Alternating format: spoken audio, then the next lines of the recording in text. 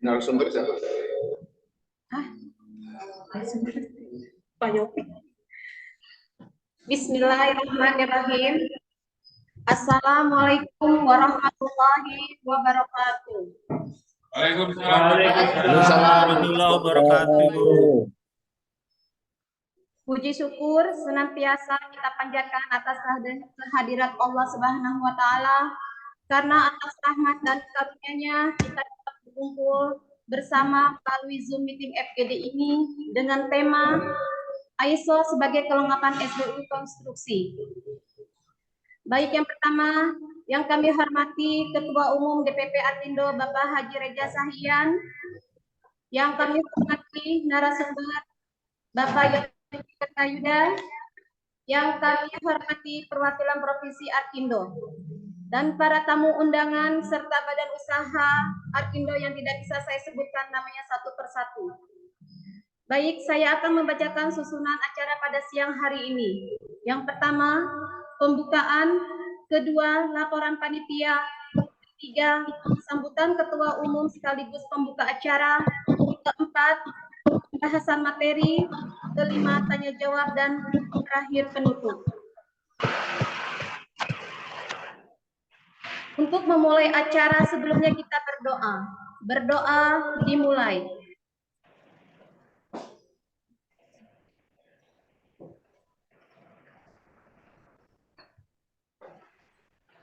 Berdoa selesai. Acara selanjutnya, laporan Ketua Panitia kepada Bapak Tian. Waktu dan ruang kami persilahkan. Terima kasih Bu MC. Assalamualaikum warahmatullahi wabarakatuh.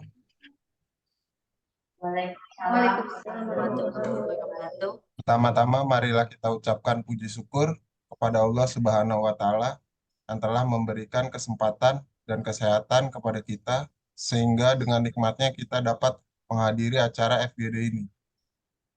Di samping itu juga kita ucapkan salawat dan salam kepada junjungan kita Nabi besar Muhammad SAW yang telah menyampaikan risalahnya kepada kita. Yang saya hormati Bapak Haji Reza Syaian, Ketua Umum Arkindo. Yang saya hormati Bapak Yofi selaku narasumber. Yang saya hormati perwakilan Arkindo dari provinsi dan kabupaten, serta anggota Arkindo seluruh Indonesia. Sebelumnya saya ucapkan terima kasih kepada Bapak dan Ibu yang telah hadir dan meluangkan waktu dalam acara pada hari ini melalui Zoom meeting. Pada hari ini dalam rangka kegiatan FGD DPP Arkindo, kami selaku panitia penyelenggara pada hari ini yang akan mengusung tema yaitu ISO sebagai pelengkap SBU konstruksi, yang akan disampaikan oleh narasumber dan akan dilanjutkan dengan sesi tanya jawab oleh peserta dan anggota Arkindo. Dan kami sampaikan juga bahwa yang hadir dalam acara FGD ini kurang lebih 35 peserta. Demikian laporan dari kami. Sekali lagi terima kasih dan saya mengucapkan mohon maaf bila ada kata salah. Semoga kegiatan yang akan kita laksanakan ini berjalan dengan lancar. Akhir kata, wassalamualaikum warahmatullahi wabarakatuh.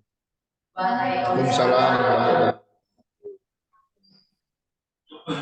Baik, terima kasih pada Bapak Septian. Baik, Bapak Ibu, acara selanjutnya yaitu sambutan Ketua Umum sekaligus pembuka acara. Kepada Bapak Haji Raja Sahia, waktu dan ruang kami persilahkan. Baik, terima kasih.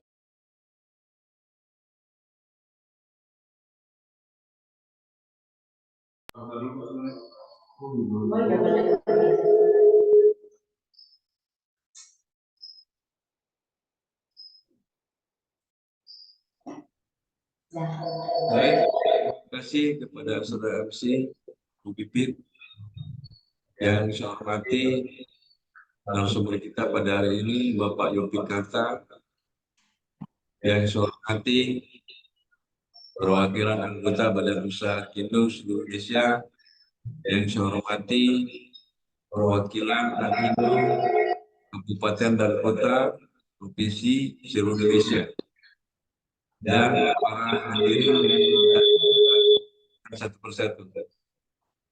Assalamualaikum warahmatullahi wabarakatuh. Assalamualaikum warahmatullahi wabarakatuh.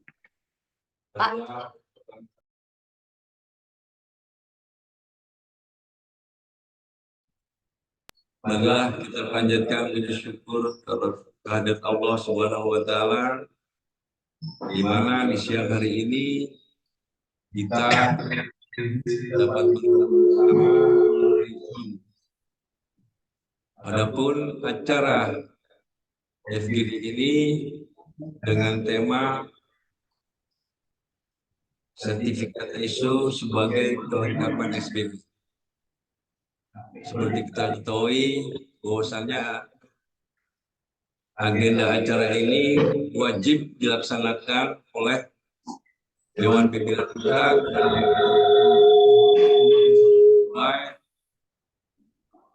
dengan Undang-Undang Nomor 2 dan turunannya, juga anggaran dasar anggaran rumah tangga Arkindo.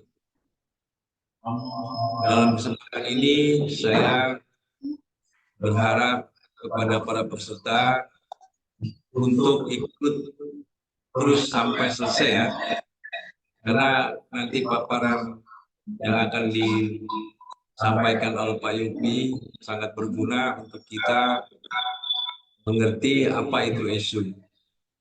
Hanya itu aja. Dengan mengucapkan Bismillahirrahmanirrahim, acara ini saya buka. Assalamualaikum warahmatullahi wabarakatuh. Waalaikumsalam warahmatullahi Wabarakatuh. wabarakatuh. Terima kasih kepada Bapak Haji Reza. Ya, baik Bapak Ibu, acara selanjutnya memasuki acara inti dengan materi ISO sebagai kelengkapan SBU konstruksi. Untuk itu saya serahkan acara ini kepada moderator kita, Ibu Ambar. Waktu dan ruang kami persilahkan.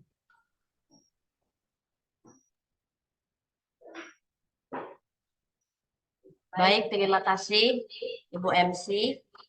Assalamualaikum warahmatullahi wabarakatuh. Waalaikumsalam warahmatullahi wabarakatuh. Baik Bapak Ibu, perkenalkan saya Ambar.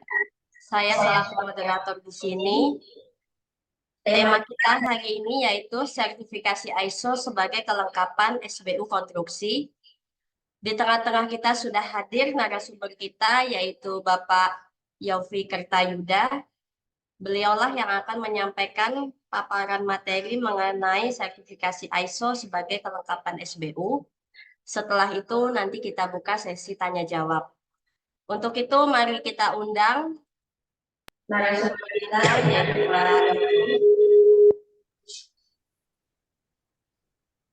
Halo Pak, apa kabar? Baik Ibu Ambar, apa kabar? Terima kasih.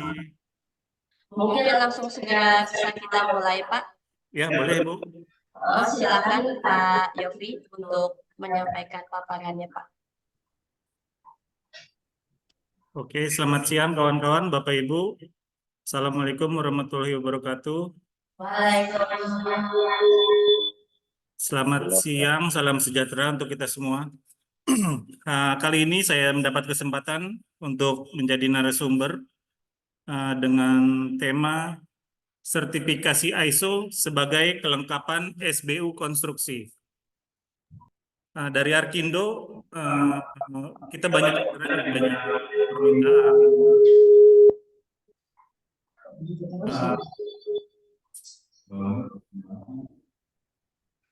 pesanan untuk pembuatan SBU dan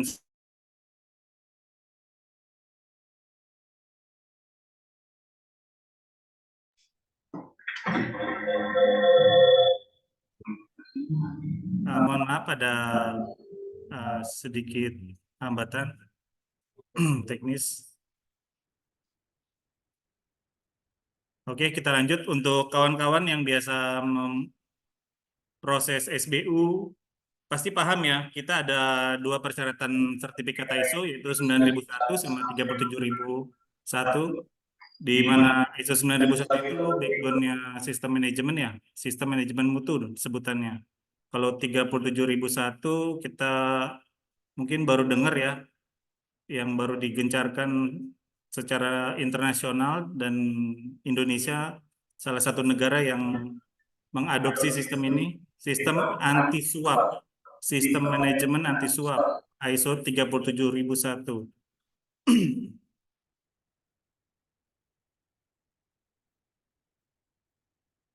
Nah, dalam pengurusan SBU, sertifikat ISO itu salah satu persyaratan penting.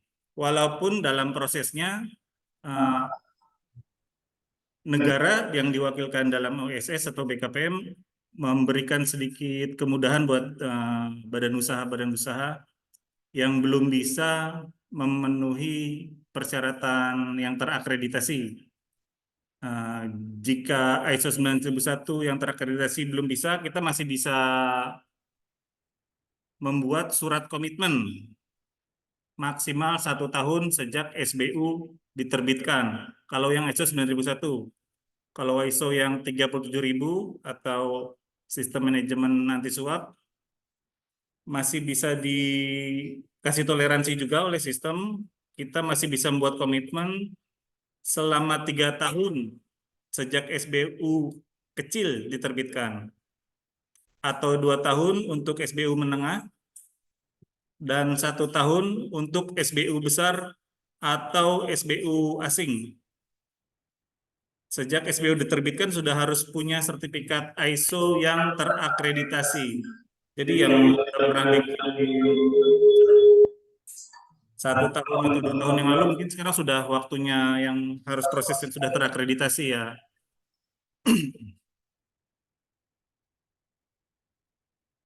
Nah, sebelumnya kita harus paham juga nih, jangan sampai kita cuma taunya ISO sertifikat,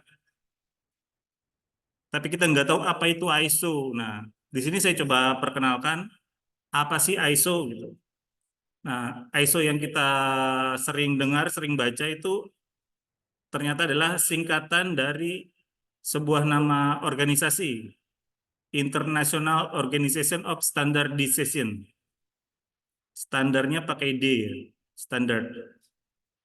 Itu adalah organisasi yang menyusun dan menerbitkan standar internasional. Yang menyusunnya disebutnya technical company, technical committee atau TC. Nah, Indonesia memiliki wakil di komite teknik itu yang mendevelop ISO untuk kesepakatan bersama secara internasional. Di Indonesia, dari Indonesia diwakili oleh CAN. Nah, di dalam technical committee itu dari 165 negara, terakhir ya data tahun 2019, Indonesia diwakili CAN. Nah, ISO ini sudah mengembangkan sekitar 20.000 standar internasional yang di-develop secara sukarela dan boleh diadopsi secara sukarela. Jika ingin mau masuk ke negara-negara tertentu atau ikut ke standar internasional. Nah, untuk kata ISO sendiri itu sebenarnya diambil dari bahasa Yunani, yaitu iktus, yang artinya isos, yang artinya sama. Oleh para engineer internasional dijadikan juga sebagai nama sebuah organisasi tempat mereka mengembangkan standar bersama. Lalu apa itu ISO 9001? ISO 9001 adalah standar yang menerapkan persyaratan untuk sistem manajemen mutu. Untuk yang sering dengar ISO mungkin paling paham ya, ISO 9001 itu udah yang paling tua ya. Sejak tahun 70-an kalau nggak salah. Berkali-kali naik revisi, terakhir revisi itu tahun 2015. Jadi kalau ada tulisan ISO 9001.2 2015, itu versi terbarunya, versi terbitan tahun 2015. Biasanya setiap 5 tahun ada versi baru, atau sekarang sudah hampir 10 tahun malah belum ada Tapi saya dengar sih sudah ada draft yang terbaru untuk ISO 9001.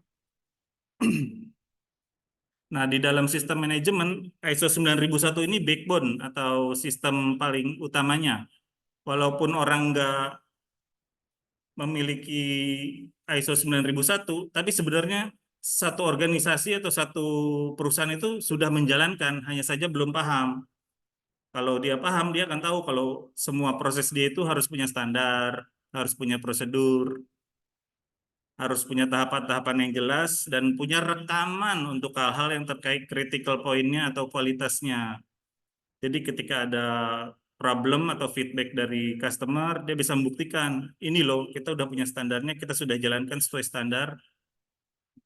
Nah, kira-kira itu. Tapi karena orang taunya cuma sertifikatnya aja, nggak paham bahwa yang udah dilakukan itu sebenarnya udah sama persis gitu. Kita punya rekaman, kita punya standar prosedur seperti itu ya.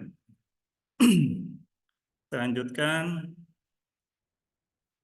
Apa yang dimaksud dengan sistem manajemen mutu? Sistem manajemen mutu adalah cara untuk mendefinisikan bagaimana suatu organisasi dapat memenuhi persyaratan pelanggan, pemangku kepentingan lainnya yang terkena dampak pekerjaannya.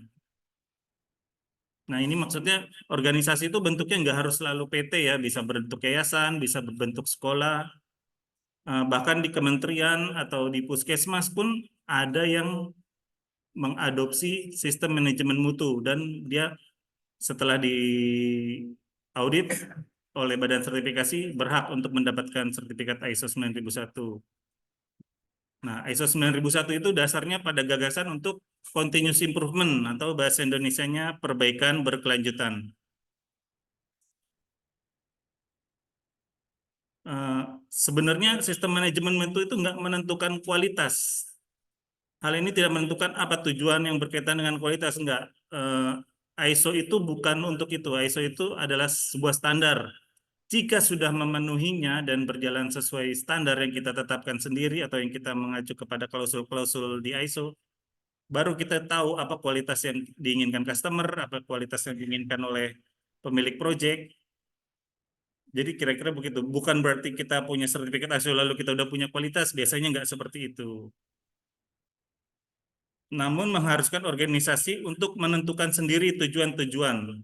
Nah, jadi setelah menentukan standar, punya rekaman, punya analisa, continuous improvement, baru akan paham, oh ternyata standar kita begini. Lalu kita tahu dari permintaan customer, oh ternyata requirement atau kualitasnya itu yang seperti ini yang diminta gitu. Nah, itu nanti akhirnya kita yang menetapkan sendiri, atau kecuali jika satu proyek itu adalah permintaan pemilik proyek harus seperti ini, ya itu adalah kualitas yang dia harus dituju.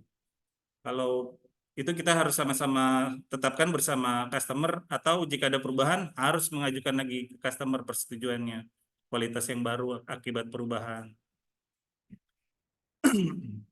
Haruskah kita disertifikasi ISO 9001?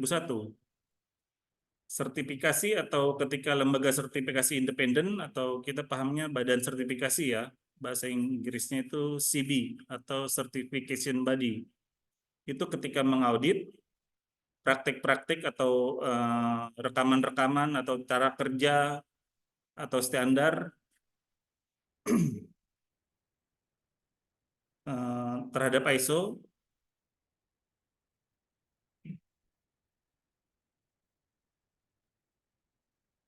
nah itu organisasi yang diaudit harus bisa membuktikan bahwa dia sudah memenuhi persyaratan-persyaratan dan standar-standar internasional itu, termasuk kewajiban-kewajiban kepada pemangku kepentingan, contohnya negara. Apakah dia sudah sesuai dengan standar-standar lingkungannya, standar-standar keselamatan, itu biasanya masuk juga ada di situ, terkait risk. Karena ketika terjadi hal-hal yang mengakibatkan fatality, biasanya merugikan negara juga di sektor sosial. Bagi beberapa perusahaan, sertifikat pihak ketiga mungkin merupakan persyaratan aja. Misalnya pemerintah atau badan publik hanya boleh mengontrak pemasok yang bersertifikat ISO. Nah, itu kayak persyaratan tender ya. Apalagi mungkin ke depannya akan wajib ISO-nya yang terakreditasi. ISO sendiri atau organisasi ISO itu tidak melakukan sertifikasi. Untuk informasi lebih lanjut bisa dilihat di iso.org, itu ada badan sertifikasi semua yang terakreditasi. Kalau kita itu biasanya terakreditasikan atau IAF. Nah, itu ada di iso.org juga, live mereka yang masih punya itu. Kalau yang udah kena ban, badan sertifikasinya biasanya nggak akan muncul di sana.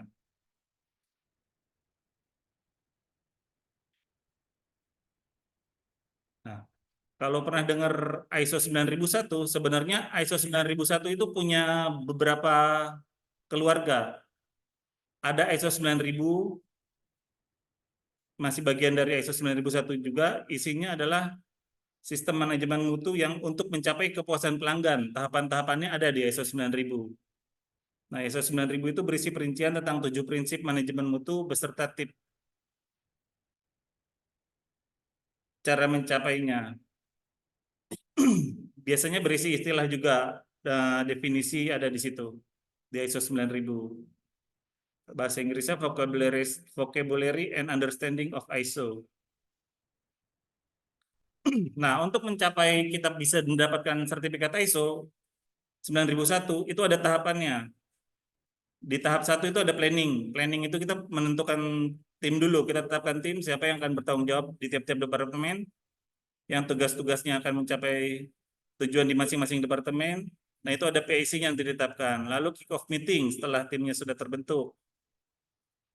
Nah, di tahap kedua ada development dan implementasi. Ini biasanya tahap pembentukan dokumen. Nah, PIC di tiap departemen atau bagian, dia biasanya akan dibantu oleh, kalau meng-hire konsultan, nah, konsultan akan membantu cara membuat prosedur, cara membuat bukti rekaman, atau kita pahamnya formulir ya. Formulir untuk bukti-bukti aktivitas itu wajib ya dalam ISO untuk yang terkait kritikal. Lalu membuat quality manual. Quality manual itu tingkatannya kalau orang ISO pahamnya ada di atas SOP dia. Jadi dalam hierarki dokumen yang paling tinggi itu quality manual. Seorang top management kalau sudah baca quality manual, dia akan paham organisasi dia akan seperti apa. Dan ketika seseorang membaca itu, mungkin bisa dibilang dia harusnya udah paham perusahaan itu bergerak seperti apa, tahapan-tahapannya, bukti-buktinya, dan sumber daya yang harus dipenuhi apa aja itu ada di semua di quality manual. Tapi tidak terlalu lengkap. Yang lebih lengkap di breakdown di dalam SOP atau Standard Operating Procedure. Lalu di breakdown lagi lebih detail, biasanya per tahapan ada di Working Instruction atau instruksi kerja bahasa Indonesianya. Nah, untuk melengkapi proses WI dan SOP biasanya ada form. Nah, formulir ini yang biasanya sebagai bukti aktivitas. Ketika orang melakukan pengecekan, ketika orang mengerjakan sesuatu, dia cek sudah dijalankan atau belum, standarnya hasil pengukuran, itu ada di formulir semua. Nah, itu ada di tahap 2. Tahap 3 ada tahap evaluasi dalam bentuk internal audit ya. Nah, internal audit ini tujuannya untuk mengevaluasi, untuk ngecek sistem yang berjalan itu sudah sesuai yang diharapkan belum. Nanti hasilnya di review di dalam tinjauan manajemen atau manajemen review. Gapnya dari standar ini, kita gapnya seberapa jauh, dan untuk mencapainya kita perlu apa, sumber daya apa, itu akan ada semua nanti di tinjauan manajemen. Nah, jika sudah yakin satu organisasi hasil peninjauan kita sudah memiliki gap yang hampir zero atau masih bisa minor-minor, lalu berani mengajukan sertifikasi, bisa langsung mengajukan ke badan sertifikasi. Biasanya dalam bentuk kontrak, pengajuan sertifikasi seperti itu. Lalu akan ada tahapan-tahapan mulai dari stage 1, stage 2, sampai sertifikasi terbit. Itu kira-kira mungkin di ISO 37000 juga menurut saya tahapannya hampir sama. Nah, sekarang kita masuk ke ISO 37000, Anti-Bribery Management System, atau sistem manajemen anti suap atau anti penyuapan kalau di Indonesianya ya. SMAP. Apa itu ISO 37001? ISO 37001 adalah standar sistem manajemen anti penyuapan. Diterbitkan pertama kali oleh ISO pada Oktober 2016. Berarti benar-benar baru, belum sampai 10 tahun. Nah, dirancang untuk membantu organisasi untuk menetapkan, menerapkan, memelihara, dan meningkatkan program kepatuhan anti penyuapan bagi seluruh anggota organisasinya jika sudah mengadopsi standar ini. Hal ini mencakup serangkaian tindakan dan pengendalian yang mewakili praktik-praktik yang baik anti suap secara global ada di dalam standar itu.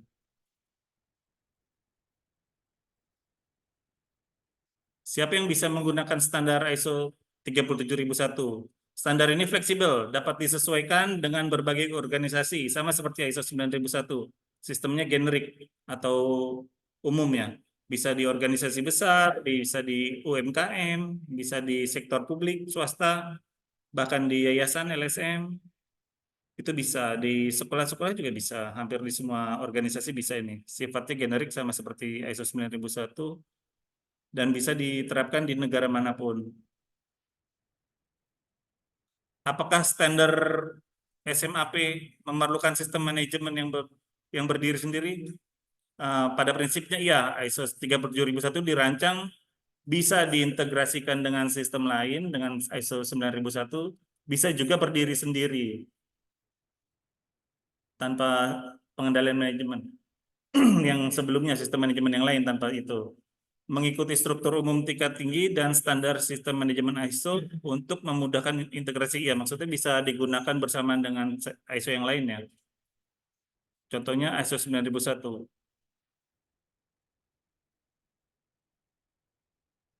Apa yang dimaksud suap oleh ISO 37000?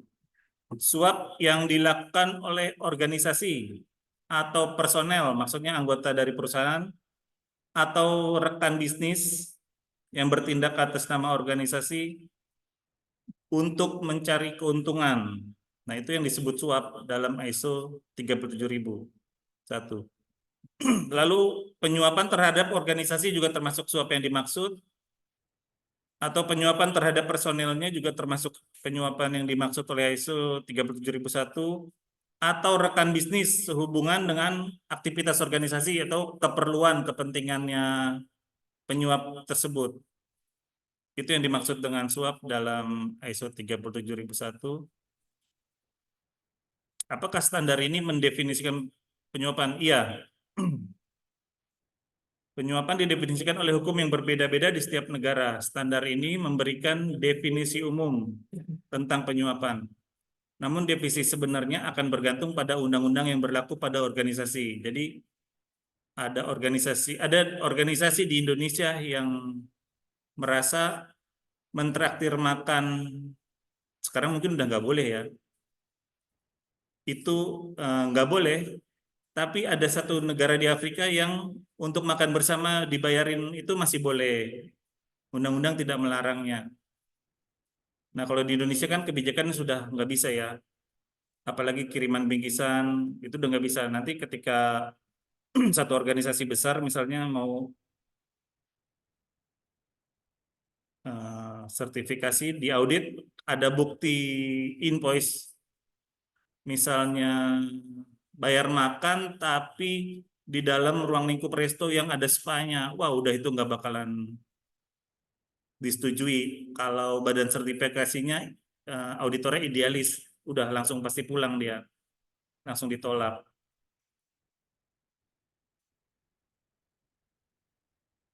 Standar ini memberikan panduan tentang apa yang dimaksud dengan suap untuk membantu pengguna memahami maksud dan ruang lingkup standar ini. Lalu apa yang disyaratkan standar tersebut?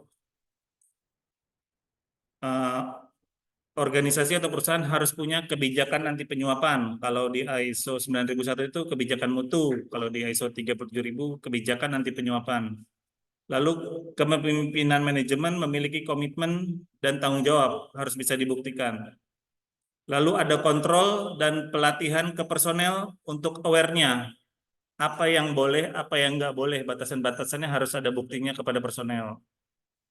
Terutama yang terkait dengan pihak eksternal, dengan pemerintahan, dan LSM itu harus yang terkait dengan itu, personelnya harus yang paling diutamakan dalam prioritas yang diberikan awareness pertama.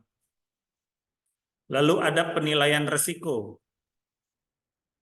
Ketika mau ngambil order atau pekerjaan, jika resikonya akan sangat besar untuk melakukan bribery, misalnya ke ormas, ke desa setempat yang sangat-sangat minta banget gitu, itu biasanya harus paham kalau itu udah nggak boleh, harus dihindari di pekerjaan-pekerjaan seperti itu.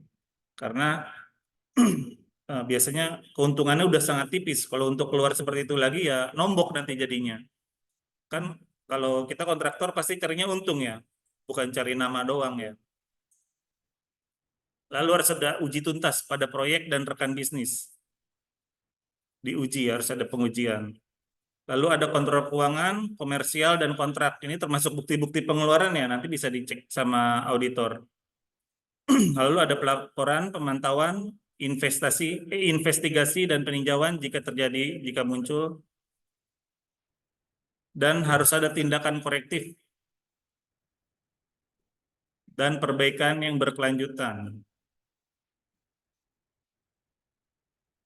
Bagaimana standar ini akan bermanfaat bagi organisasi? Standar ini memberi manfaat bagi organisasi atau perusahaan dengan menyediakan persyaratan minimum dan panduan pendukung untuk menerapkan atau melakukan benchmarking sistem manajemen anti penyuapan. Jadi sudah disiapkan sistemnya yang paling standarnya ya, paling minimumnya.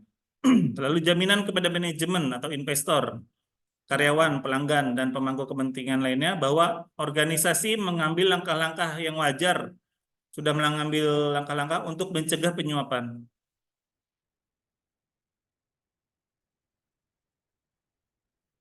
Lalu harus ada bukti jika dalam hal penyidikan bahwa suatu organisasi telah mengambil langkah-langkah yang wajar untuk mencegah penyuapan. Dapatkah organisasi saya mendapatkan sertifikasi ISO? Dapat, semua perusahaan berhak untuk mengimplementasi sistem manajemen anti penyuapan dan berhak untuk mendapatkan sertifikat jika lulus atau memenuhi persyaratan-persyaratan yang ada di standar ISO 37001. Badan sertifikasi sekarang banyak ya, ada yang sudah akreditasi, ada yang belum akreditasi, tapi sangat disarankan untuk mencari yang sudah akreditasi, walaupun agak lebih, biayanya lebih besar ya. Tapi untuk yang non akredit jika masih bisa digunakan untuk pemenuhan persyaratan ya bisa juga, boleh. Yang penting sistemnya sudah berjalan di dalam. Jadi perusahaan sudah memberikan pemahaman dulu ke karyawannya. Jangan sampai sertifikat itu hanya sekedar kertas, itu sayang sekali kalau sampai seperti itu.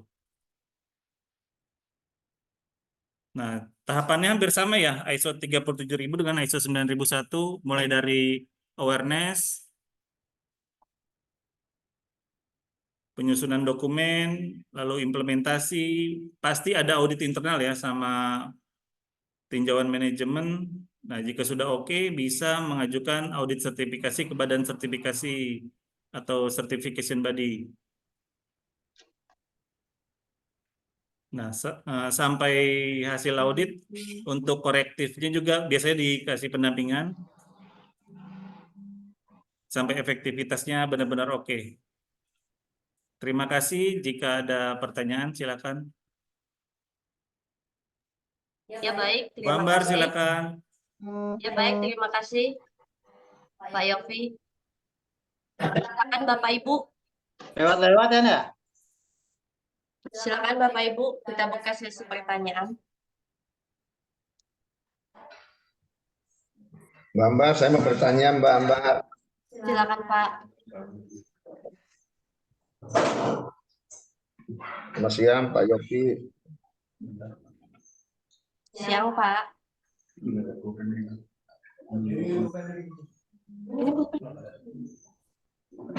Silakan, Pak.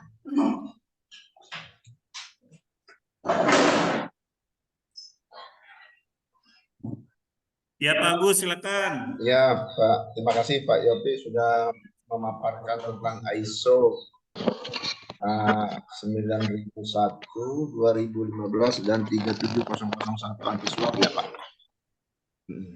Pak, ini banyak sering saya mendengar aja sih Pak mengenai ISO ini ya. Iya. ISO ini ada katanya yang harus berlogokan, ada yang tidak Pak. Apa sih Pak ya? Dan mana yang diwajibkan dan apa sih Pak perbedaannya Pak? Harus berlogokan atau tidak? Oke. Itu satu Pak ya. Yang kedua dalam hal pembuatan SBU ya Pak. Apakah salah satu ISO itu tidak cantumkan, apakah tetap bisa terbuat misalkan 37001 ini kan misalkan harus syarat yang bisa dipenuhi gitu ya Pak ya. Tapi ya, dia bisa memenuhi yang 9001 2015 dalam hal pembuatan SBU, apa tetap bisa terlaksana atau memang terpending sampai adanya pembuatan ISO 37001 gitu Pak. Nah, yang ketiga Pak, peruntukan ISO itu apa sih Pak? Itu aja Pak Yopi yang ingin saya tanyakan Pak. Makasih. Oke, bagus. Terima kasih pertanyaannya. Bagus-bagus banget ini. Logokan, proses SBU, dan persyaratan ISO-nya dua itu ya Pak? Tiga Pak, tadi sama peruntukannya apa Pak? Oh, peruntukan sertifikatnya. Oke.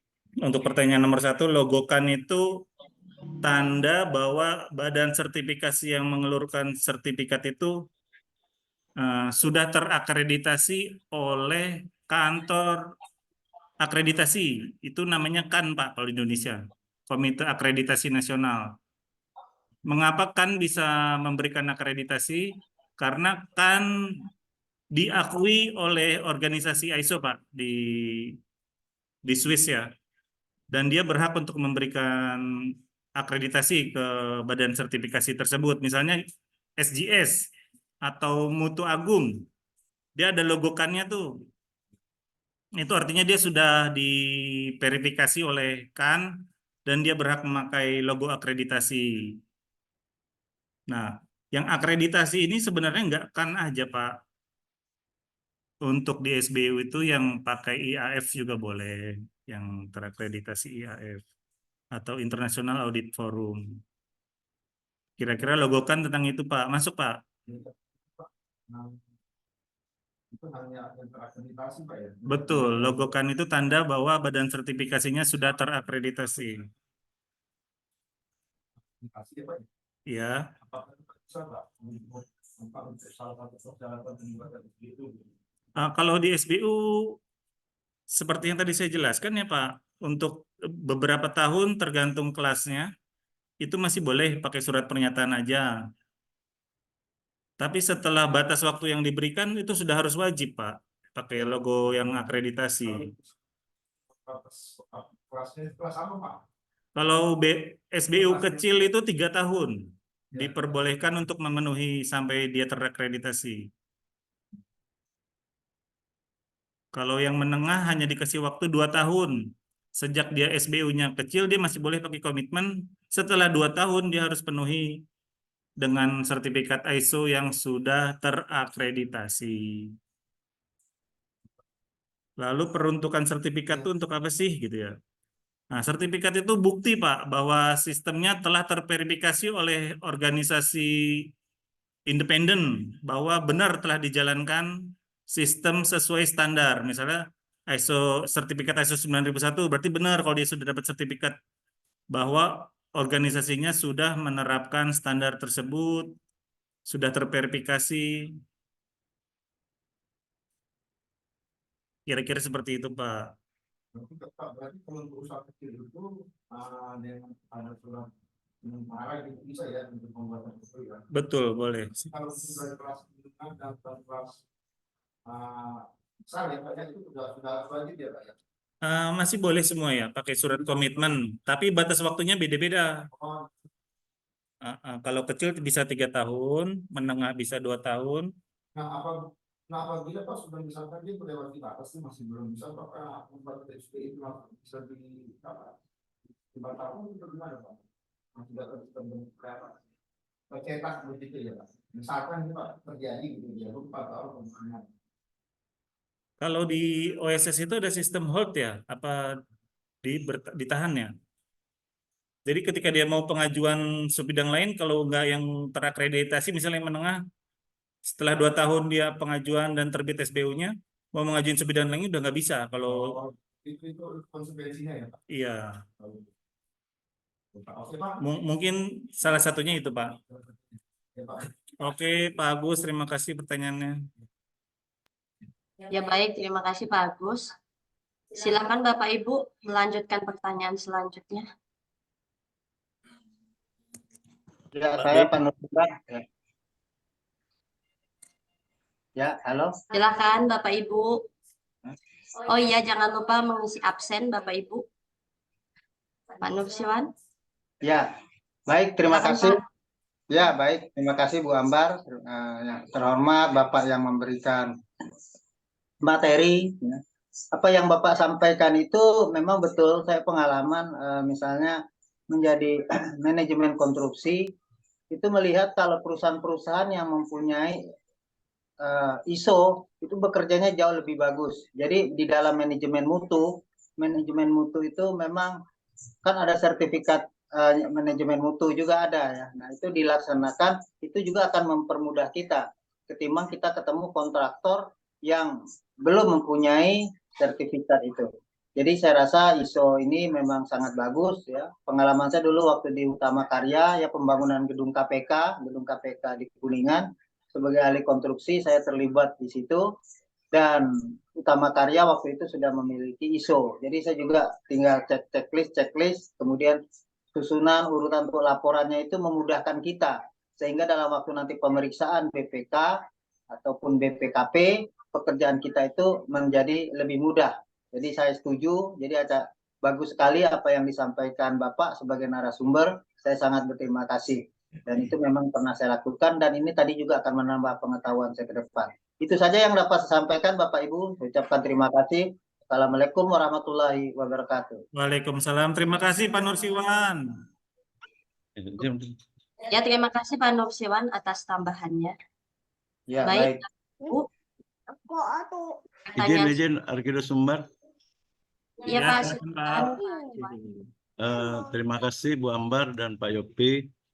Setelah mendengar paparan Pak Yopi tadi, ini ada misalnya kita ingin melakukan pengurusan sertifikasi ISO gitu kan, ISO baik ISO 2011, 2001 maupun 37001. Katakanlah setelah saya lihat tadi itu kan ada beberapa tahapannya kan. Sekarang yang tahapannya ini kita sudah melengkapi lah secara administrasi maupun dokumennya, baik itu untuk uraian tugas, terus SOP-nya dan lain-lainnya gitu kan. Yang saya ingin tanyakan, setelah itu kan ada kegiatan evaluasi dari eksternal gitu kan, dari tim. Yang saya ingin tanyakan di sini kira-kira berapa lama waktu yang dibutuhkan untuk pengurusan sertifikasi ISO itu. Kemudian berapa besar biaya untuk pembuatan sertifikasi ISO itu. Mohon penjelasannya bagian komponen apa saja untuk biaya tersebut. Saya rasa itu untuk sementara. Sekian, terima kasih. Wassalamualaikum warahmatullahi wabarakatuh. Waalaikumsalam warahmatullahi wabarakatuh. Terima kasih Pak. Dengan Pak seperti Pak Iwan ya? Iya. Ya Pak Iwan. Untuk sertifikasi berapa lamanya setelah diaudit maksudnya ya dari badan sertifikasi ya? Ya. Itu macam-macam Pak. Ada badan sertifikasi besar internasional kebanyakan ya kalau Indonesia ya. Itu yang waktunya bisa sampai 30 atau 40 hari karena dia harus ke kantor pusat dia di Asia. Kayak SGS itu agak cukup lama. Tapi kalau yang punya lokal kayak Mutu Agung, akreditasinya juga dari KAN, dia lebih cepat. Mungkin ada bisa 2 minggu atau maksimal hanya 3 minggu dia udah bisa terbit. Itu macam-macam, Pak. Nah, evaluasi sendiri itu dilakukan 2 kali ya, Pak. Evaluasi internal dalam bentuk audit internal dan manajemen review, dan audit eksternal dari badan sertifikasi ya, Pak. Kalau yang Iya, evaluasi. betul. Yang satunya yang eksternalnya, Pak. Ya, yang satu lagi apa tadi, Pak, pertanyaannya? Biayanya, Pak. Biaya itu macam-macam, Pak. Tergantung ruang lingkup, besarnya jumlah tenaga kerja, dan berapa banyak site. Misalnya site-nya ada yang remote, ada yang di luar negeri, itu biayanya beda-beda. Tapi semuanya pengalinya itu jumlah main days, Pak. Main days itu tulisannya main day. Jumlah kerja tenaga auditor per hari per tenaga kerja. Standarnya sih 8 jam kerja sehari, tapi mereka bisa ada yang kerja sampai 12 jam, mulai dari awal sampai akhir, misalnya lamanya karena penutupan atau membuat laporan. Nah, itu pengalinya tetap main days, Pak. Main days-nya itu macam-macam, ada yang mulai dari harga 1 juta per main days, dan dari ruang lingkup terkecil itu kalau nggak salah 6 main days. Itu yang paling kecil, tapi bisa 2 main days itu stage pertama aja biasanya. Nanti di stage 2-nya ada main days lain lagi. Ya kurang lebih sekitar, kalau yang punya sistem bagus itu 20-30 juta lah, Pak, mulai dari pengajuan di audit sertifikasi oleh badan sertifikasi. Kalau punya sistem yang bagus ya, Pak ya. Itu pengalinya main days, paling murah di Indonesia itu kayaknya kalau pelanggan lama di SGS bisa 1 juta, di Mutu Agung bisa 1,5 gitu. Tapi yang skopnya kecil, misalnya karyawannya kurang dari 50, tidak ada site yang di luar kota, masih dekat gitu site-nya, itu biasanya sekitar harga itu. Boleh tambah satu lagi, Pak? Boleh, silakan, Pak. Kira-kira apa faktornya, Pak, yang bisa bisa dicabut sertifikasi ISO satu badan usaha, Pak? Faktor apa saja maksud saya, Pak? Dicabut ya? Ya, jarang ada yang dicabut, Pak ya? Jarang ada, iya. Oh, Biasanya gitu. dicabut malah badan Nggak. sertifikasinya, Pak. Yang ISO-nya enggak, Pak ya? Yang apa namanya sering yang kena badan ban malah badan sertifikasinya. badannya ya? Badan Bukan yang sertifikasi itu usahanya, ada usaha. laporan dari pihak eksternal. Enggak, sekarang kalau misalnya ada usaha gitu kan, ternyata kan ada istilahnya ada apa namanya, ada semacam pengawasan atau pengontrolan lah gitu kan dari badan yang untuk sertifikasinya gitu kan. Ternyata dia tidak menjalankan gitu, Pak. Apa bisa dicabut nggak? Misalnya dia audit di tahun pertama, Pak, lalu ada surveillance di tahun kedua Ya, nih. surveillance ya, betul. Ditemukan major, bisa di-hold. Jika tindakan korektifnya tidak segera dilakukan, misalnya dikasih batas waktu, masih dikasih batas waktu untuk tindakan korektif. Tindakan korektif ini harus benar-benar efektif, tidak mungkin terulang lagi temuan majornya. Itu yang bisa fatal ya, Pak. Kerugian customer, kesalahan desain, mengakibatkan kerugian besar atau luka pada pekerja, itu bisa jadi major.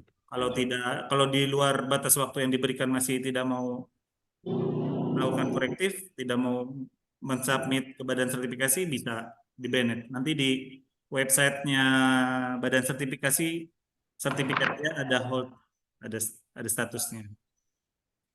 Baik, Pak, makasih, Pak. Ya, Pak Iwan, terima kasih. Ya baik, terima kasih Pak Iwan. Silakan Bapak Ibu pertanyaan selanjutnya. Pak Beni Kupang. Bertanya? Rahmat dulu atau Pak Beni ya ini? Silakan Pak Rahmat. Baik, terima kasih. Selamat siang kepada Bapak narasumber.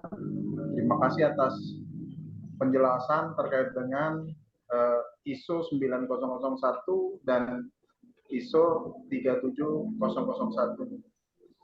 yang terkait dengan manajemen mutu dan anti rasuah. Saya ingin menanyakan, badan sertifikasi produknya adalah sertifikat ya Pak ya. Dan kalau yang memang sudah berlabelkan, mungkin secara otomatis sudah terakreditasi, karena salah satu syarat mengajukan akreditasi ke KAN itu kan harus sudah terakreditasi. Itu udah tidak ada isu Pak. Cuman ada satu pertanyaan, bagaimana caranya membedakan mana badan sertifikasi yang sudah terakreditasi atau belum, karena outputnya sertifikatnya itu kan memang kita tidak bisa membedakan, karena rata-rata biasanya atau sederhananya kalau saya mengurus ini bisa buat tender atau tidak. Itu mohon dijelaskan terkait dengan apa bedanya badan sertifikasi yang sudah terakreditasi atau belum, bagaimana cara membedakannya. Lalu kemudian simpelnya ISO adalah apa yang kita rencanakan itu yang harus kita lakukan. Itu simpelnya ISO itu Pak ya, karena memang tadi targetnya adalah memenuhi persyaratan pelanggan. Nah, ketika kita implementasi di project, kan memang itu sudah tersaji katakan RKS, rencana kerja satuan, atau SOP dan lain sebagainya. Nah, saya setuju dengan Pak Nursiwan bahwa rata-rata perusahaan yang sudah memiliki ISO itu kuat di dalam manajemen itu Pak, di dalam merealisasikan apa yang direncanakan, itu yang dilakukan secara presisi. Dan mungkin sekedar masukan saja, rata-rata kita itu lemah di dalam data atau rekam jejak satu proyek. Nah, ini pun penting Pak, karena terkait dengan tadi faktor apa saja yang bisa mendiskualifikasi ISO itu. Kalau kita fail di dalam proyek, baik itu mutu, waktu, itu ataupun biaya, yaitu saling terkait, itu pasti kita akan kena blacklist, dan kemungkinan penerbit SBU pun akan memblacklist itu secara otomatis.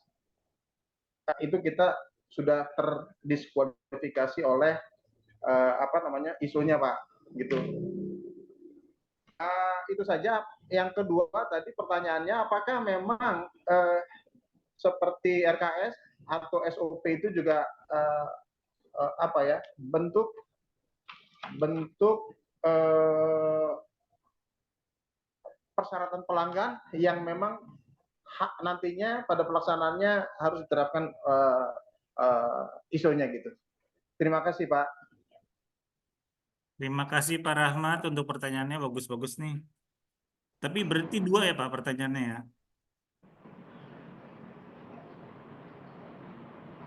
Cara membedakan badan sertifikasi yang terakreditasi dengan apakah SOP itu emang wajib permintaan customer gitu ya?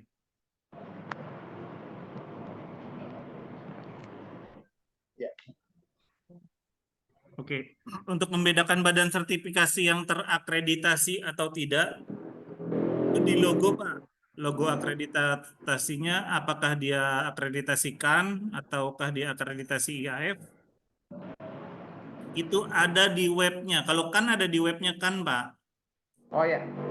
kan.org.id itu ada direktori LPK, nanti bisa cari di situ, badan sertifikasinya bisa search namanya aja, nanti muncul. Bener nggak nih badan sertifikasinya terakreditasikan? Untuk biasanya yang perlu paham cara ini bagian purchasing, bagian pengadaan. Ketika dia memverifikasi vendor, ini bener nggak nih sertifikatnya?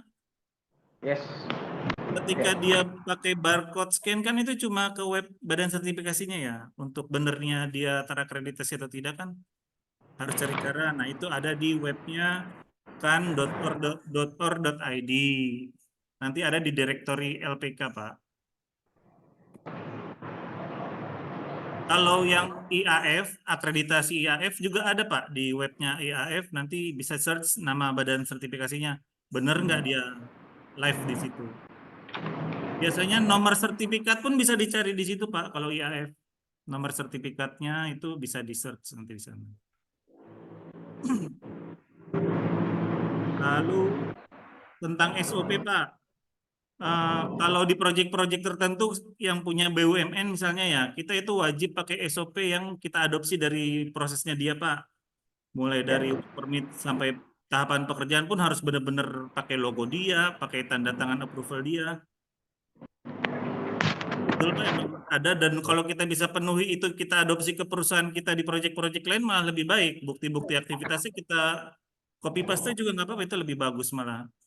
Nanti kita bisa membuktikan ketika ada trouble. Ini kita udah punya buktinya. Kita pakai caranya BUMN aja sama percis itu nggak apa-apa. Ya. Ya.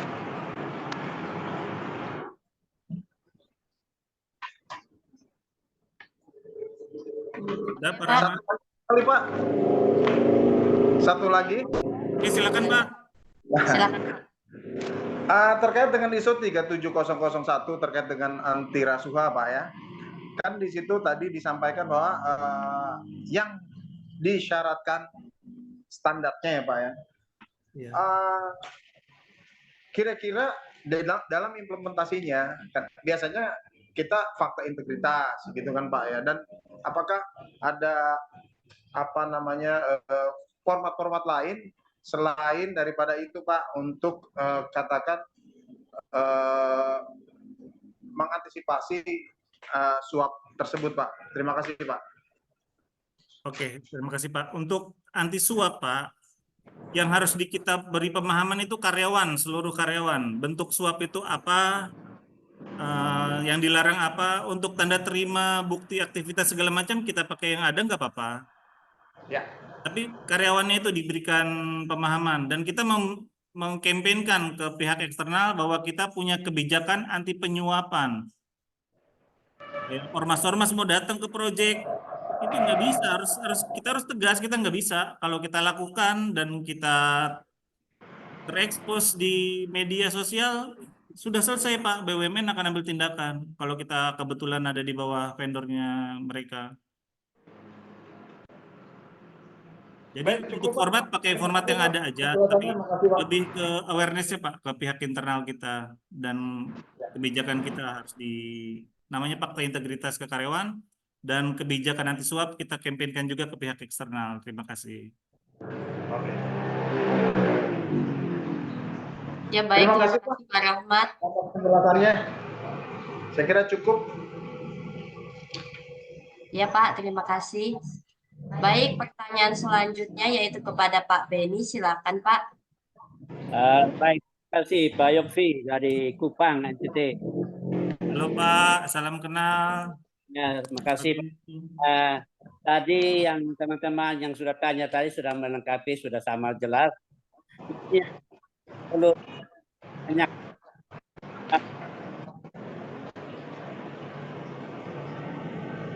proses ISO 37001 itu diberlakukan untuk perusahaan atau lembaga yang semua atau ini apa saja Pak? Itu mungkin itu penjelasan itu, dan apa saja syaratnya? Itu yang pertama. Yang kedua, terkait dengan standar sistem anti suap ini, itu kita membahas kepada staf. Sedangkan untuk bisa mendeteksi suap ini agak gampang-gampang susah Pak. Iya ini betul. Penjelasan yang tekniknya bagaimana Pak? Karena banyak strategi yang diambil untuk bisa mau suap ini Pak. Mungkin itu saja Pak sementara. Makasih Pak. Pertama, lembaga apa saja yang bisa mengadopsi sistem manajemen anti suap gitu ya Pak? Semua Pak, sama seperti ISO 9001, semua organisasi bisa mengimplementasikan, dan jika sudah memenuhi persyaratan berhak mendapatkan sertifikat dari badan sertifikasi. Ya. Terima kasih.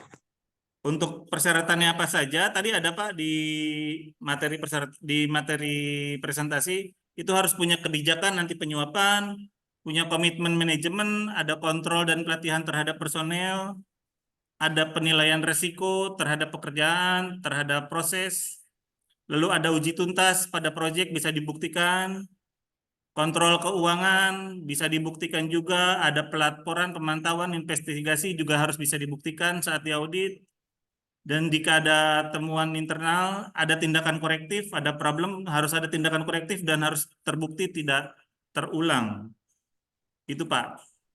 Oke, materinya tolong Oh ya, nanti saya sharing materinya, lupa saya. Oke, siap Pak.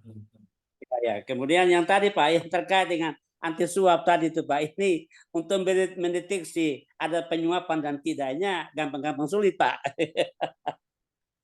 Kalau auditor yang paham Shananigan behavior apa perilaku itu kan bisa dilihat dari bukti aja ya Pak. Kalau di bukti dokumentasi tidak ada, di bukti sekarang tuh di medsos Pak. Oh ya ya. Makanya kalau punya karyawan ketika dia pegang uang, bilang hati-hati di medsos. Ketika dia foya-foya sama klien, sama pihak eksternal, itu dia posting di media sosial, selesai. Ya ya ya. Walaupun kita sudah bikin dokumentasi bukti aktivitas serapi mungkin, kan bahaya buat perusahaannya, Pak. Ya ya. Baik Pak, sekira dipahami. Oke, cukup. Ada pertanyaan lain? Gimana Bu Ambar? Masih ada Mohon maaf Bapak Ibu, saya tutup sesinya, sudah selesai, pertanyaannya sudah habis. Saya mengucapkan terima kasih kepada narasumber kita, Bapak Yofi. Terima kasih Pak atas sharing materinya. Ibu Ambar, saya belum bertanya Bu Ambar. Oh, nanti Pak, sama saya Udah Bapak tutup nanti ya, Pak? bertanya. Udah tutup ya? Ya, mau bertanya. Iya Pak, saya izin ya Bapak Ibu, mohon maaf narasumbernya ada pertemuan lagi. Ya, saya mengucapkan terima kasih kepada para peserta yang sudah ikut sesi ini. Jangan lupa Bapak Ibu silakan absen. Sekali lagi saya mengucapkan terima kasih. Assalamualaikum warahmatullahi wabarakatuh. Waalaikumsalam warahmatullahi wabarakatuh. Ibu Ambar, makasih Bu Ambar. Warahmatullahi Bu Ambar. Baik, terima kasih Bu Ambar ya. kepada narasumber kita Bapak Yofi dan moderator kita Ibu Ambar. Baik Bapak Ibu, terima kasih. Acara selanjutnya yaitu penutupan kepada Bapak Ibu Gereja Soria. Dan silakan. Terima kasih kepada saudara MC. Terima kasih kepada narasumber kita yang telah memaparkan materinya. Mudah-mudahan kita dapat menyerap yang telah dipaparkan oleh narasumber kita. Kepada bapak-bapak dan ibu-ibu yang hadir tetap pada akhirnya, terakhir ini, saya mengucapkan terima kasih sekali. Semoga di lain kesempatan kita akan bertemu kembali. Karena FGD ini akan ada beberapa kali lagi. Dengan mengucapkan Alhamdulillahirrahmanirrahim, saya tutup acara ini. Assalamualaikum warahmatullahi wabarakatuh. Waalaikumsalam warahmatullahi wabarakatuh. Gila pada nanya mulu. Baik Bapak Ibu, rangkaian acara sudah kita lalui bersama. Saya mengucapkan terima kasih kepada panitia penyelenggara FGD ini. Terima kasih kepada narasumber kita Bapak Yofi dan terima kasih kepada para peserta yang sudah hadir dan saya mohon maaf bila ada salah-salah kata. Akhir kata saya ucapkan terima kasih. Wabillahi taufiq wal hidayah. Wassalamualaikum warahmatullahi wabarakatuh. Waalaikumsalam. Waalaikumsalam warahmatullahi wabarakatuh. Bapak Ibu, sebelum meninggalkan Zoom, silahkan yang belum absen, di absen dulu. Setelah absen, boleh meninggalkan Zoom. Terima kasih. Ya, Bu Ambar. Ya, Pak. Bu Ambar udah makan belum? Belum, Pak. Makan pisang goreng, Bu Ambar. Pisang goreng tuh. Ya, lapar deh.